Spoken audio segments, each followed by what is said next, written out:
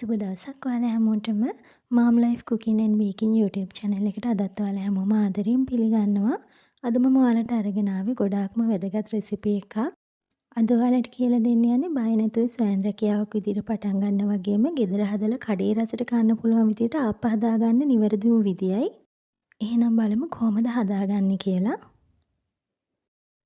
මෙතන අරගෙන තියෙනවා තෙත හාල් පිටි ග්‍රෑම් 500ක්. මම අද අරගත්තේ කඩේ හාල් පිටි. ඔයාලට ගෙදර කොටාගත්ත හාල් පිටි උනත් ගන්න පුළුවන්. කඩෙන් ගන්න හාල් පිටි වලට වඩා ගෙදර කොටලා ගන්න හාල් පිටි වලින් අපිට වැඩිපුර රසෙන්නක් ගන්න පුළුවන්.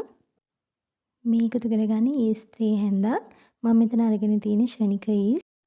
රතු සීනි මේස හැන්දක් එකතු කරගන්නවා. මේ කියන ප්‍රමාණයන් මේ විදිහටම එකතු කරගන්න. වරදින් නැතුව අපිට එතකොට ආප්ප මිශ්‍රණය හොඳට හදාගන්න පුළුවන්. මම ආප්ප මිශ්‍රණය හදාගන්න පොල් ගෙඩියක වතුර එකතු කරගන්නවා. පොල් වතුර එකතු කරනකොට ටික ටික දාලා එකතු කරගන්න. එකපාර ඔක්කොම වතුර ටික දාගන්න එපා. අපිට ගොඩාක් දිය මිශ්‍රණයක් නෙමෙයි ඕන කරන්නේ. මම ඔයාලට මිශ්‍රණය මොන විදිහටද වෙන්න ඕන කියලා පෙන්නන්නම්. ඔයාලට මේ වෙනුවට ඇල් වතුර උනත් පාවිච්චි කරන්න පුළුවන්. පොල් වතුර එකතු කරගෙන මිශ්‍ර කරගන්න එකෙන් වෙන්නේ ආප්ප පිපෙන වෙලාව තවත් ඉක්මන් වෙන එක. ඔයාලා පිටි කිලෝ 1කින් හෝ ඊට වැඩි ප්‍රමාණයකින් හදා ගන්නවා නම් පොල් වතුර එකතු කරගෙන මදි ප්‍රමාණයට ඇල් වතුර එකතු කරගන්න. මම දැන් ඉතුරු පොල් වතුර ටිකත් එකතු කරගෙන හොඳින් මේක මිශ්‍ර කරගන්නවා. ඔයාලට විශේෂ දෙයක් කියන්න ඕනේ. ඔයාලා මිශ්‍රණය මේ වෙලාවේදී ලුණු පොඩ්ඩක්වත් එකතු කරගන්න එපා. එතකොට වෙන්නේ අපේ මිශ්‍රණය පිපෙන එක ටිකක් පරක්කු වෙන එක. දැන් අපේ ආප මිශ්‍රණය හොඳින් හැදිලා තියෙන්නේ. ඔයාලට පේනවා ඇති මෙන්න මේ වගේ උකුත් නැති දියත් නැති මිශ්‍රණයක් හදා ගන්න ඕනේ. දැන් මම මිශ්‍රණය වහලා පැය 2මාරක් 3ක් විතර හොඳින් පිපෙන්න තියාගන්නවා. ආප්ප මිශ්‍රණය පිපෙනකම් මම ඔයාලට ආප්ප ගලව ගන්න ලේසිම විදිහට තාච්චිය හදාගන්න හැටි පෙන්නන්නම්. ඔයාලට මේක පෙන්නන්න මම අද අලුත්ම තාච්චියක් නම් ගත්තේ නෑ. ඔයාලට පේනවා ඇති මට තාච්චි 3ක්ම තියෙනවා. ඉතින් එහෙම ගන්න එක අපරාධයක් හින්දා මම ආයෙ ගත්තේ නෑ. ඒත් මේ තාච්චි තුනම මම මේ විදිහටම තමයි මේ ඔයාලට පෙන්නන විදිහටම තමයි පදම් කරගත්තේ. ඔයාලා මුලින්ම කරගන්න ඕනේ ඔයාලා අලුතෙන්ම ගත්ත ආප්ප තාච්චිය 370 කියන සයිස් එකේ වැලි කඩදාසියකින් හොඳින් මැද ගන්න එක.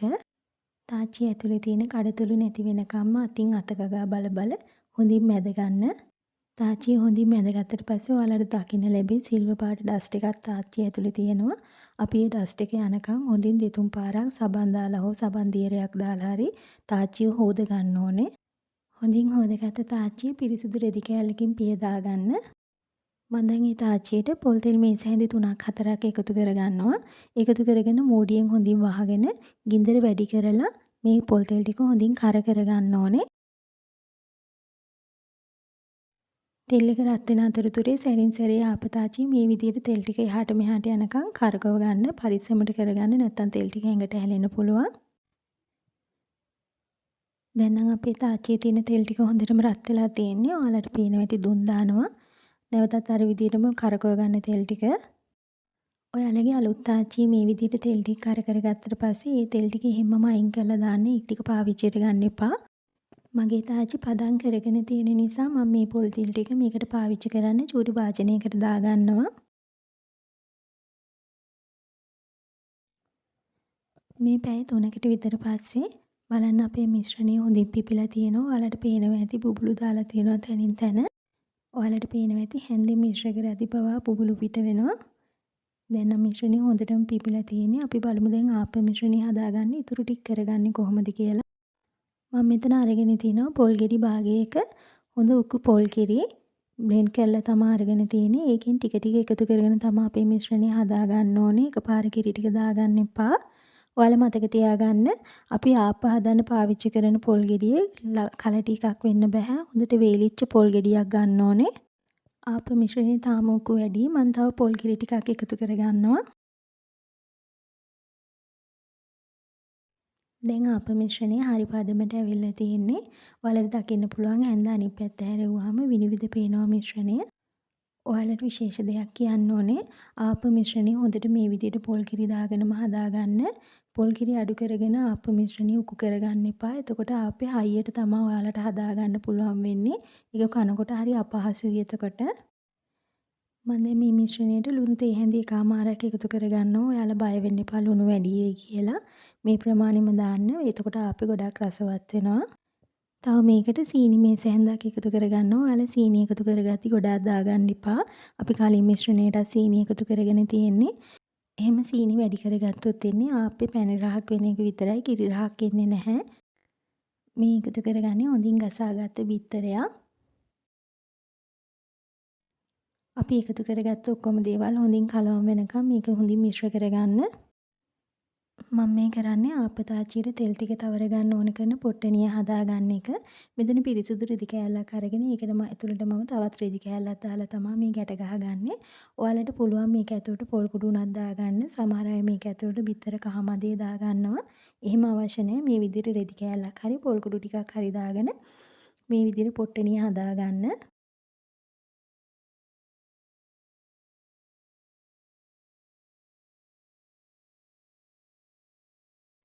දැන් ආප්ප ටික හදාගන්න ඔක්කොම දේවල් ලෑස්ති කරගෙන ඉවරයි. මම දැන් තාච්චියේ ලිපේ තියලා තාච්චියට තෙල් ටිකක් ගා ගන්නවා. හොඳට වටේම යන විදිහට තාච්චියට තෙල් ටික ගා ගන්න. දැන් මම මේ විදිහට අත තියලා පොඩ්ඩක් බලනවා තාච්චිය රත් වෙලාද කියලා. ගොඩක් රස්නේ නම් තාච්චිය පොඩ්ඩක් අරගෙන ගසන්න. මගේ තාච්චිය දැන් සාමාන්‍ය විදිහට රත් වෙලා තියෙන්නේ. මම දැන් අපේ පිටි මිශ්‍රණය එකතු කරගන්නවා. මේ විදිහට කරකව ගන්න පිටි මිශ්‍රණය එකතු කරගෙන ආප්ප මිශ්‍රණය දාගත්තට පස්සේ මූඩියෙන් වහගන්න.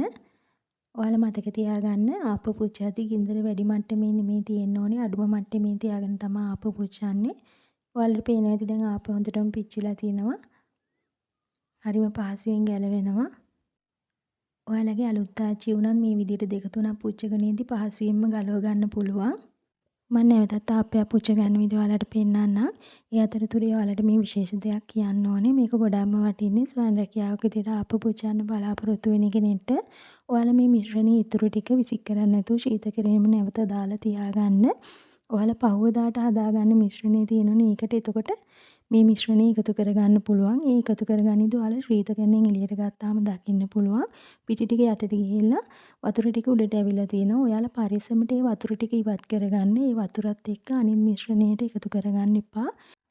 ආප්ප පුච්චන සමහරක් අයගේ ආප්ප ඇඹුල් වෙන්න ප්‍රධානම හේතුව තමයි ඒක. ඒක හොඳට මතක තියාගන්න. මම දැන් ඔයාලට බිත්තර ආප්පයක් දාගන්න විදිය පෙන්නන්නම්. ඔයාලා හැම ආප්පයක්ම දාගන්න කලින් මේ විදිහට පොල් තෙල් ටිකක් ගා ගන්නවා වගේම පිටි මිශ්‍රණයත් හොඳට මිශ්‍ර කරලා ගන්න. නැත්නම් අපේ පිටි මිශ්‍රණය පිටි ටික යටට බහැලා තියෙයි. අපි බිත්තර ආප්ප හදාගන්නදී මැද පොඩ්ඩක්වත් තියාගන්නේ නැහැ. මේ විදිහට වටේ කරකවලා මැදත් චුට්ටක් ගෑවෙන විදිහට තියලා ඉතුරු ටික අපි මිශ්‍රණයටම නැවත දාගන්නවා. ඒ දාගෙන බිත්තරේ දැන් එකතු කරගන්න ඕනේ. මම දැන් බිත්තරේ එකතු කරගෙන ඒකට ලුණු ගම්බිරිසුත් එකතු කරගන්නවා.